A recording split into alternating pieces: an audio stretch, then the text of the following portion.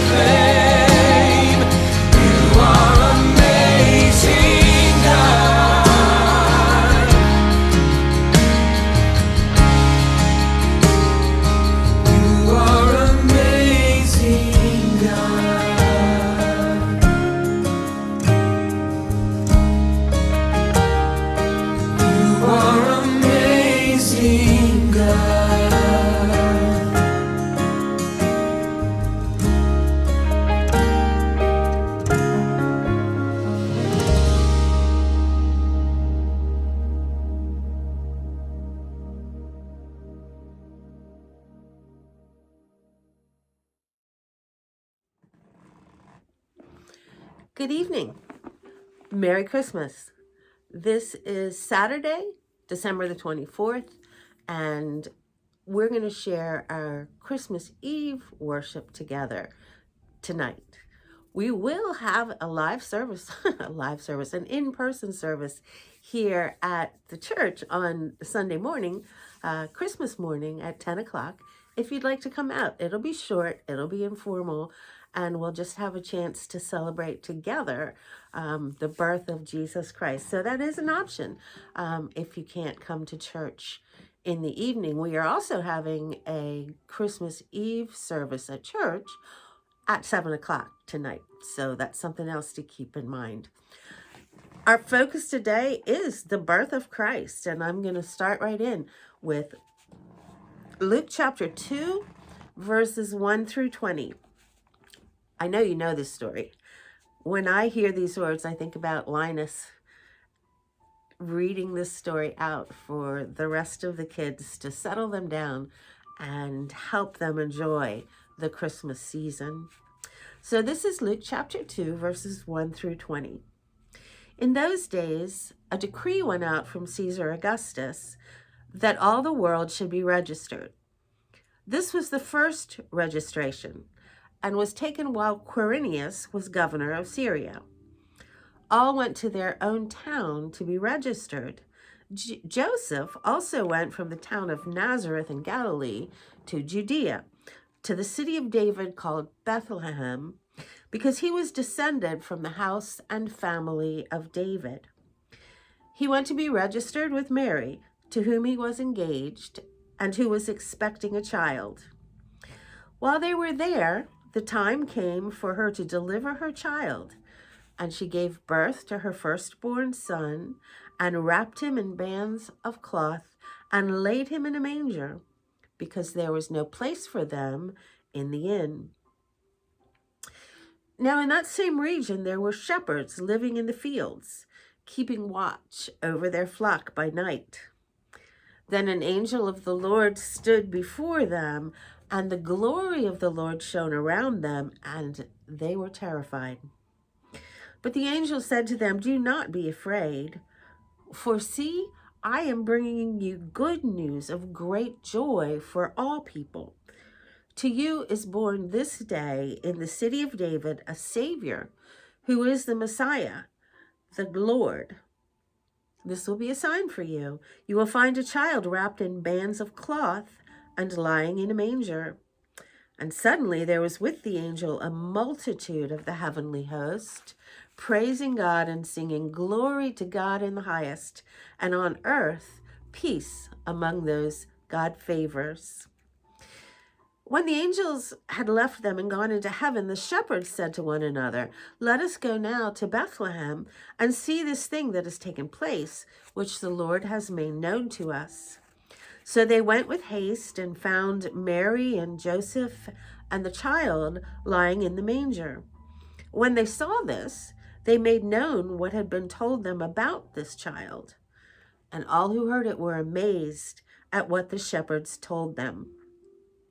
And Mary treasured all these words and pondered them in her heart. The shepherds returned, glorifying God and praising God for all they had heard and seen, just as it had been told to them. Let's pray for a moment.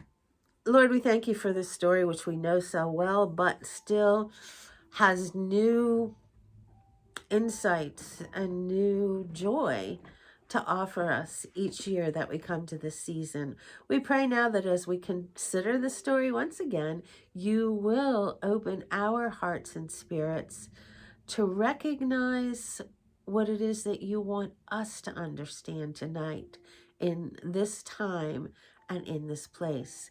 And we pray in Jesus' name. Amen. This baby, Jesus, like every other baby, arrived on its own schedule. It got there when it was ready, but it wasn't really a very good time. It was the nighttime, and his parents were away from home in the middle of a strange country, in the middle of a strange city, in the middle of a strange journey.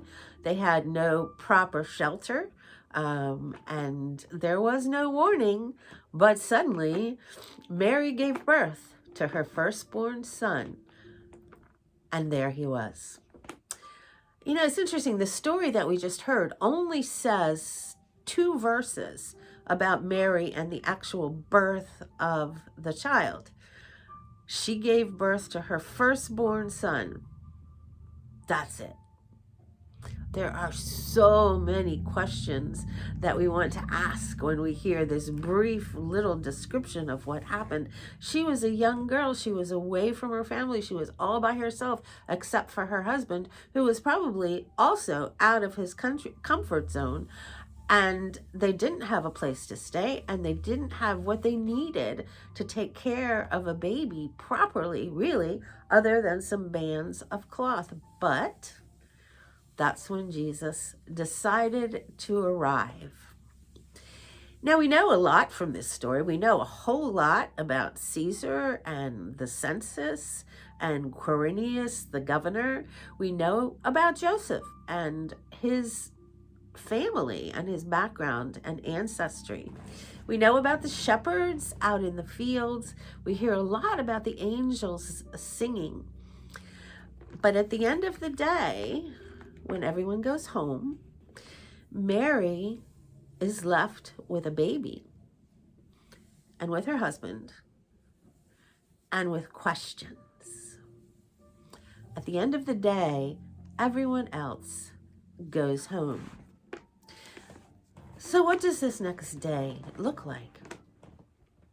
Perhaps Mary is beginning to feel the weight of the responsibility that she has accepted. And there's just one verse about that too. It says that she pondered these things in her heart. But that's all we know about what was going on inside of Mary. And really, there's very little about the rest of Jesus' life until he was full grown. A couple of little stories, but really not much. Perhaps Mary was just overwhelmed. The shepherds had appeared out of nowhere, and shepherds who lived in the fields did not shower often. I have a wonderful picture in a book of these raggedy shepherds wrapped in looking at the baby Jesus. But all of a sudden they were there, and then she heard about what the angels had said, and in time the sages from the east are going to come to visit. So these things are happening and overwhelming one over the next. But Mary is not the only one who has responsibility for this child. Joseph, of course. But when you think about it, there's no God bigger than the God that we worship, the God who created all that is, the God who's greater than the universe. And we're only beginning to explore the extent of the universe in these days. That God. And then a tiny newborn human baby. There is no greater distance. There's no greater upheaval. There's no greater upturning of the world than for that God to be the one who arrives as this helpless infant in the manger. There is no bigger reversal in the world. It builds on the story that we hear of the shepherds who, while they were out in the fields and perhaps more available that way, they were the last people, generally speaking, who knew anything about what was going on in the town. They were not educated. They were not included in many of the things because they were dirty. And that was a problem if you were Jewish. They were pretty much outcasts, and they knew it. And those are exactly the people that God chose to go and announce this birth to and invite to the manger. So that reinforces the theme of lifting up the lowly and putting down those in high places. But the birth itself is the full expression of that change that's coming to the world in the person of this newborn infant. There's no deeper reversal than this. And why does God choose to arrive this way? It's not the only option that was available to God. There could have been many, many, many different ways that God arrived. Why does not God choose this arrival? Because God loves us. How does that work? Well, an infant, a newborn infant, really can't do anything at all. They really can't. They certainly can't take care of their own needs, their own physical needs to be nourished and to grow. They don't even know that they have needs. They don't know what needs are. They're just there with nothing to support them except for the love and the care of the other human beings who are around them. And this is how God chose to come to us. Because love, true love, genuine love, makes us vulnerable. It makes us vulnerable to being hurt when the people that we love are hurt. It opens us up to a new vulnerability in the world. And God is love.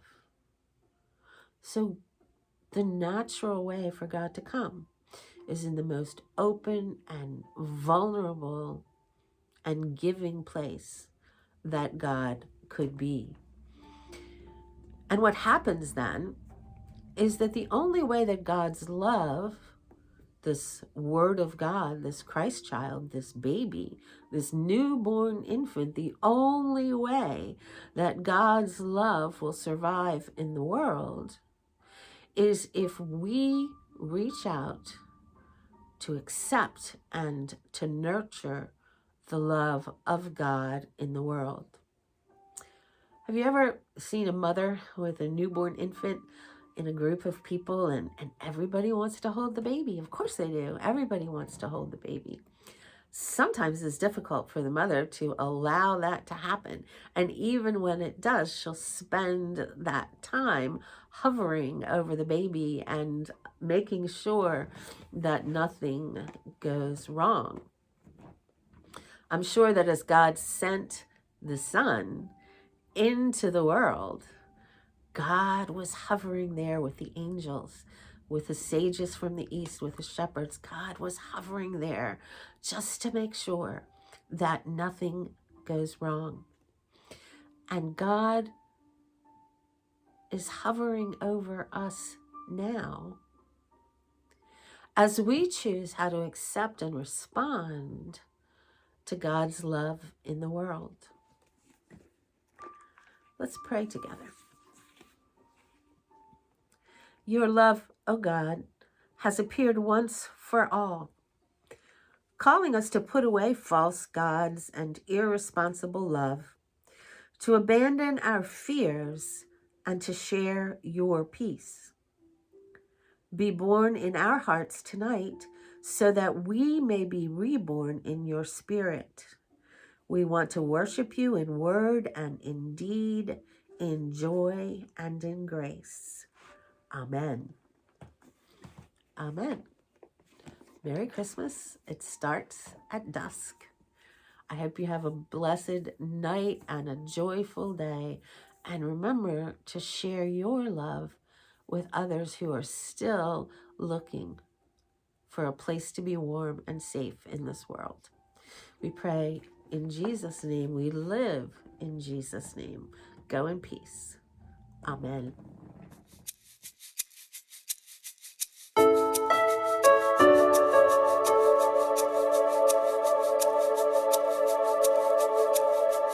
Oh, come, all ye faithful, joyful and triumphant.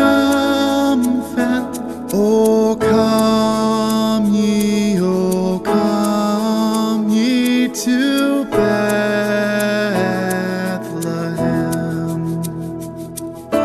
Come and behold him, born the King of angels.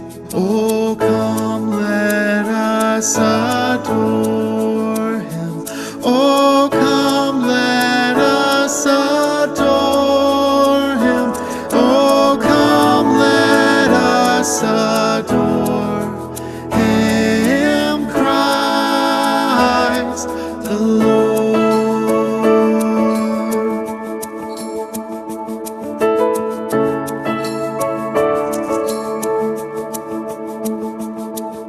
Sing, choirs of angels, sing in exaltation. Sing, all ye citizens of heaven above. Glory to God, glory in the highest. Oh, come, let us adore him. Oh, come, let us adore him. Oh, come, let us adore him, Christ the Lord.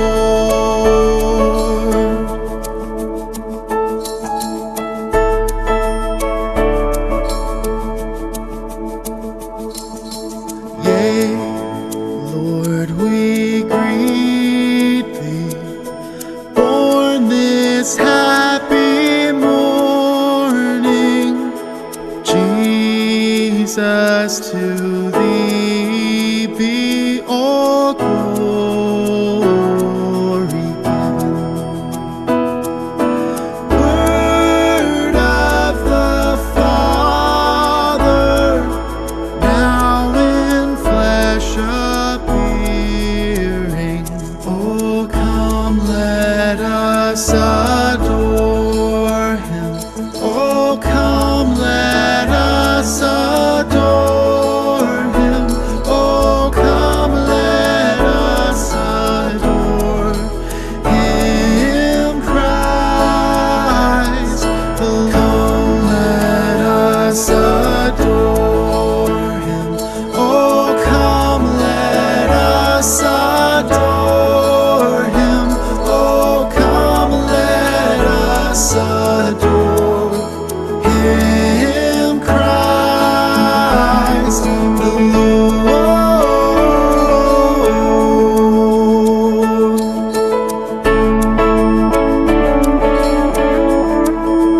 Christ the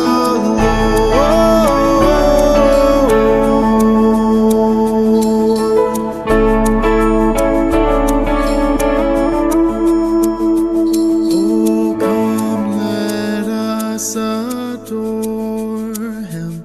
Oh, come, let us adore him. Oh, come, let us adore him, Christ the Lord.